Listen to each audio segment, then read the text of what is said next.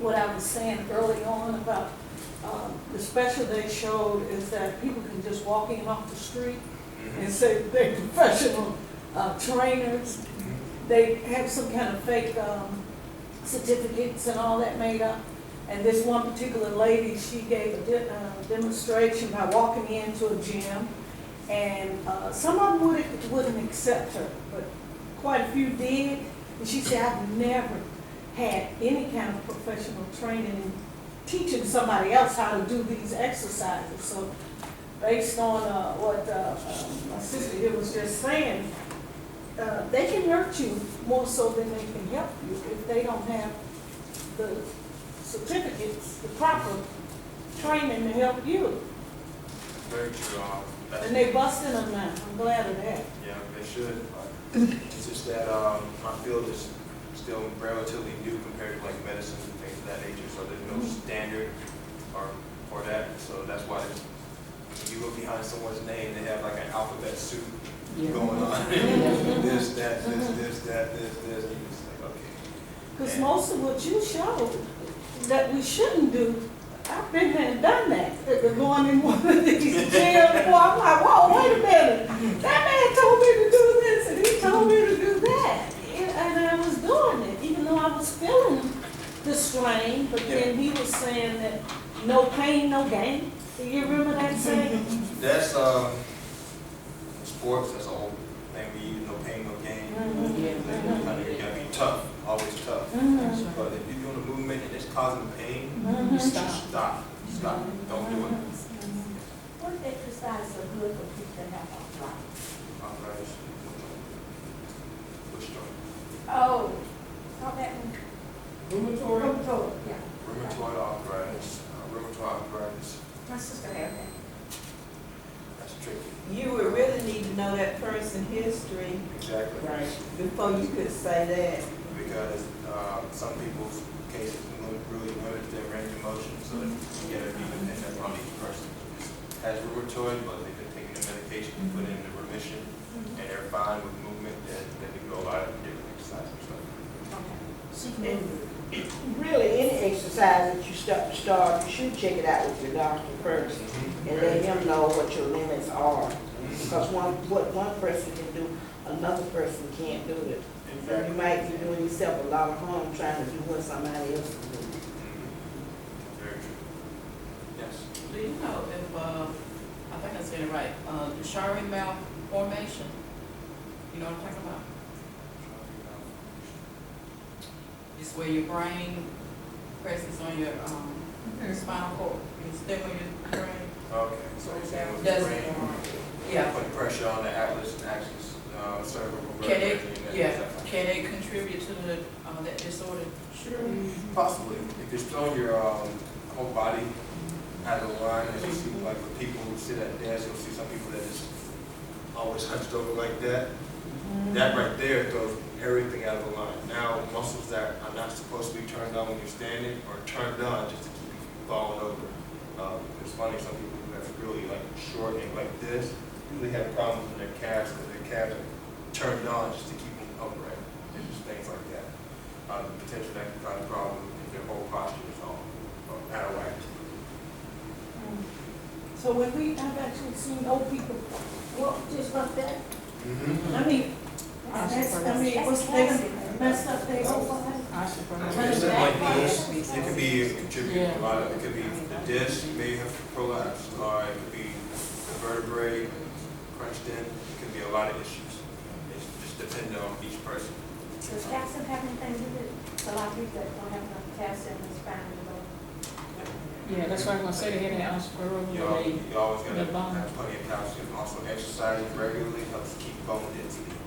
Very important that you're doing activity. If you don't, everything just disintegrates. Like a better word.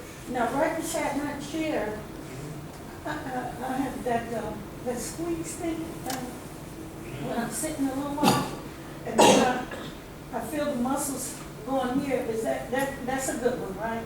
And then I have the weights. I'll be sitting and watching Steve Harvey or somebody, and then I'll just go ahead and do those. Do them standing. Still have to get up. Still got to get up. If you think about it, that's only localized only in your forearm when you're squeezing. And here, that's only localized mobilizing your arm. Not really putting too much pressure on your spine, causing it to keep in position. Stand up. If you do them standing up, walking around, that's going to help you out. And that's also going to take a lot of pressure off your disc. Oh, so it's a good exercise, but stand up and do them. Yeah, stand Okay. up. Stand And up. then that thing, this is my last question, that thing that, what's her name, Hannah? Thigh Master, yeah. Come on. Oh, we go all the time, Hold on a second.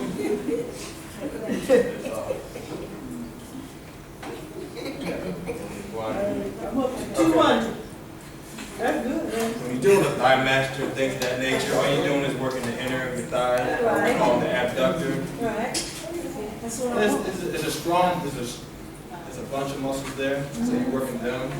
But all you're doing is working on just that's not really the rest of the body. If you have a chair at home, find a chair in which one that your thighs are parallel to the floor, and work on. All you gotta do is work on going down as slow as you can. Yeah. Touch your butt, stand back up. If you can just do that with your body weight, you're gonna be happy. Because think about it, if you get into a car, you gotta get at least down the parallel. So you sit down, you gotta at least get down the parallel. So if you keep your legs strong, you're gonna be able to move a lot better. Everything's gonna function well properly. What about when you was bringing up about this generation, and you were saying degenerative with the back, and you were talking about you do different known and stuff. What can you do when you have that and like bulging disc? When you have that bulging disc, Yeah, okay. I have had that, and I have did, like you said, some of the other and do stretches. And a lot of it, like you said, when you can sit, is come when you have that side out nerve from sitting so much in the pain. Come and go. Most times Try you're, to look to see where it's bulging in your back and stuff like that. 'Cause some things will move a little bit more depending on where it's located. The best thing I can tell you, do any exercise with a neutral spine as much as possible. Anything that causes you to lean forward or cause uneven pressure, it's going to maybe exacerbate any bulging and things of that nature. Because I do the walking exercise, and mine's are building in with the four down in the lower back. I recommend getting into the pool and walking in the pool. Because the pool is buoyant, so it'll be buoyant, kind of help spread. Yeah, the a little water bit of road tension. that I've done, yeah, Mhm. and Stuff like that. swimming. Exactly. That's probably some of the best thing you can do. Is there an exercise for back spasms? A back spasm, What's that? from what I read with back spasms, research, usually a back spasm occurs when your body is trying to create stability for your disc. If you get a lot of tightness and stuff like that, that potentially may mean you may strengthen your hips, because your back is trying to do double duty as it's trying to keep posture and try to kick out to help you move, so you probably strengthen your hips and work on getting those strong so they can do their function properly and be able to do the swing properly. But also doing the planks and things like that to help strengthen stability and keep everything in order. Yes.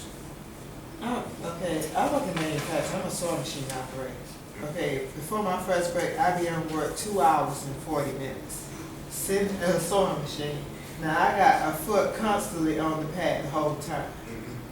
Is that affecting all the way up through my back, my legs? Cause you kind of doing like this. All the time, yeah. Yeah. Seating is one, it's going to affect your back, and now it's in a position, so. Cause I try to hold my, cause I have a chair with the back up, but I'm also sitting push cause I gotta sit up high enough cause I don't wanna feel like the machine is up here. And I'm sitting up there sewing, so I try to keep straight as possible. You're just down, you're sitting for, just because of your job, you're sitting for a long period of time. So when you're off, on your off time, you got to do the opposite. You're always in this position. In your free time, you need to do stuff that extends and opens you back up. And it's kind of like the opposite. You always extend it throughout the day. You may want to find time to work on the opposite to kind of create a good balance. Most times when injuries occur in your back, it's not because your back. Most people's backs are strong. And things happen because of the imbalance. One part of your body is stronger than the next. The other side, for example, if your core is strong and your back is weak, over time, you're going to be like this. And your back is real strong and your core is weak. People's pelvis tip like that, they will kind of like dolled up. So, you gotta have good balance between muscle and stuff. Any other questions? Is it all right to take exercise on your back, take pressure off your back, like if you're in your bed, you want to do some like bicycle, right? Is that better for your back? Because you're not. Dead bug is a good exercise on your back. I know a lot of people take pressure off their back, they go in their back and put their feet up, and then straighten everything out. Is it better for your back? You're doing like the 6 inches where you're laying your legs straight out and you're trying to I'm keep just them up. turning over this way and that way, and then something like a bicycle ride in there. Just be careful when you're twisting, because your lower back is not meant for twisting.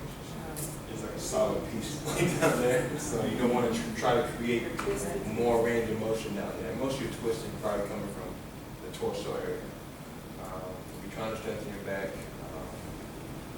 you gotta do things to resist movement. Your core, your back is everything to posture. Your muscles are developed for posture. For example, you take your thumb, put it in your side, and raise your arm, your opposite muscle contracts. And that's just to keep you upright rather than you slink over. So, don't go to an extreme range, but if you stay up, crunches, you're still probably doing crunches where you're twisting and stuff like that in your back. Just be careful. Okay, so when I sleep on my back, first of all, my mouth ends up wide open, I'm snoring so loud, I mean, I can hear myself. But it gets real stiff too. I have to, when I wake up in the morning, I mean, I have to really take my time. And sometimes I pull my legs all the way up before I just jump right up because it's sore. That's another thing. In the morning, be careful about getting up real quick because remember the discs in your back are hydrophilic. They love water. You ever heard the term you're taller when you wake up in the morning than you are at night? It's because your vertebrae actually soak up water and they actually expand slowly.